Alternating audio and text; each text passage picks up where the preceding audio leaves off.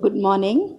In today's video, we will study about the topic subject-verb agreement. So first of all, what does this topic mean?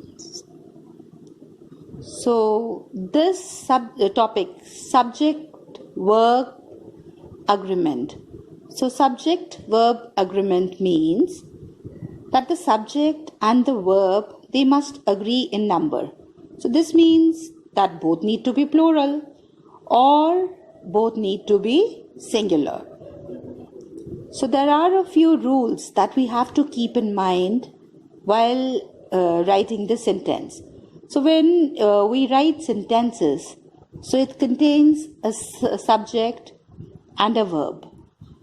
So the part, the subject, it could be a noun, it could be a proper noun, like it could be a name of a person or a place, or it can be an abstract noun also.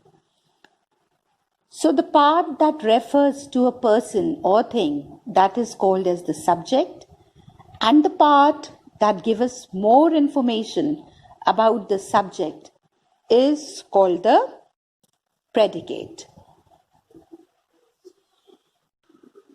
So the basic rule is singular subject, singular verb, plural subject, plural verb. So I'll write the first rule for you. So basic rule is singular subject,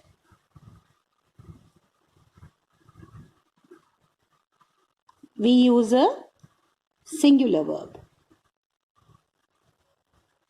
and for a plural subject, we use a plural verb. Alright, so this is the basic rule that is to be kept in mind while this is the main rule, basic rule that is involved in the subject-verb agreement.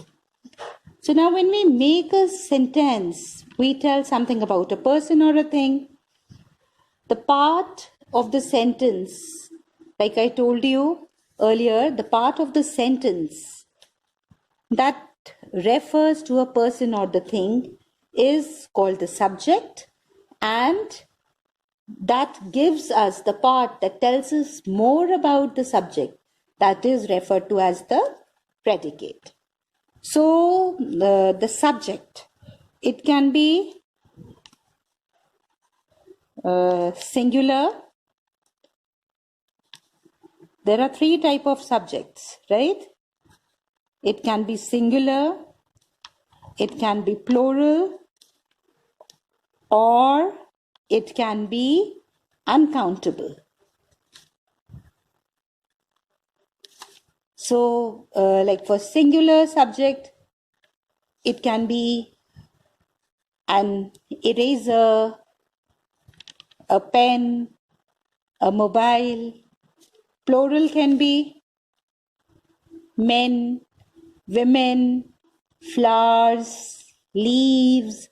Uncountable can be sugar, furniture, water, etc. So now subject. So the subject and the verb must agree. If the subject is singular, the verb should also be singular. If the subject is plural, then the verb also should be plural. So the verb agrees with the subject in number and person.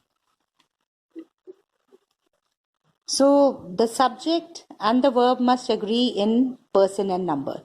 So first is like there are a few rules that we have to keep in mind. First rule is, so the first rule is singular subject, we are going to use singular verb.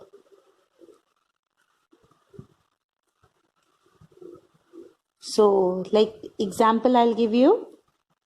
And children, one thing I would like to tell you, please, when you are writing example, it is EG, not EX. EX refers to exercise. So please do correct this and keep in mind, example, you have to write EG, the abbreviation. And for exercise, it is EX. Please don't get confused. Don't write EX for example. So like, I'll give you an example. I am in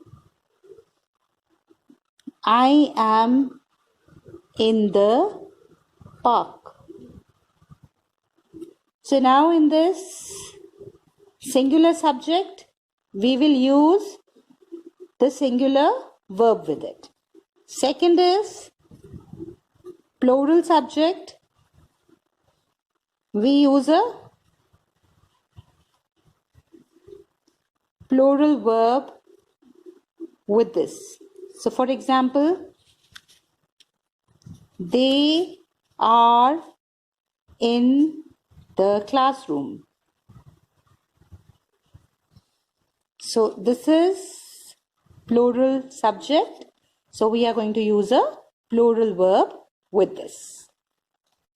Third rule is when two or more singular subjects are joined together, then plural verb is used. So when two or more singular subjects are used,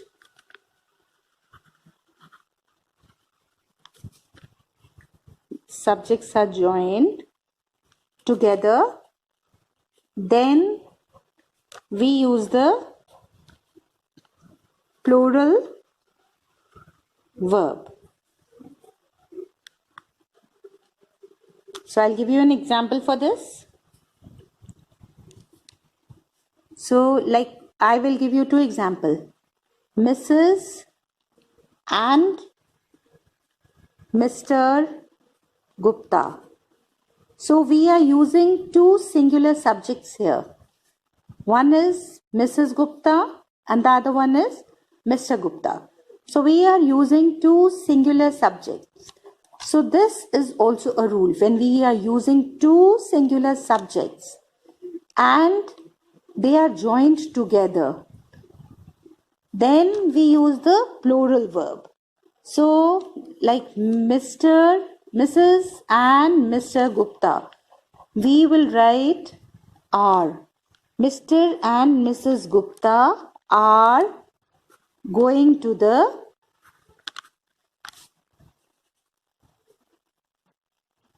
market. Let's take another example. The cow and the goat. So we are using two singular subjects here and they are joined by and. So the cow, one subject, the goat, it is also a singular. So when two singulars are used and they are joined by and, then we use the plural form. So the cow and the goat are grazing. So when two subjects together express one idea, then the singular verb is used. For example, dal and rice. So they are expressing one singular idea, one idea. So in this, there are two subjects, but they are expressing one idea. So we will use a singular verb with this. Dal and rice is my favorite dish. So we will continue with the other rules in the next video. So now just a recap. So whenever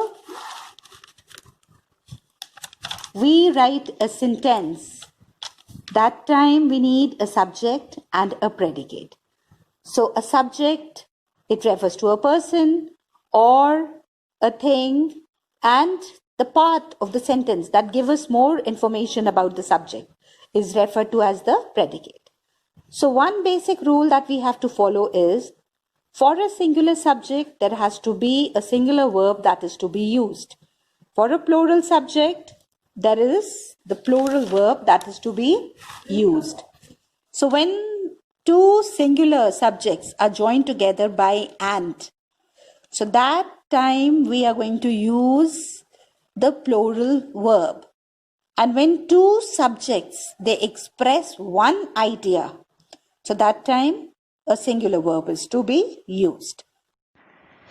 Along with the link, I'll share a PDF with you. So copy the rules from the PDF.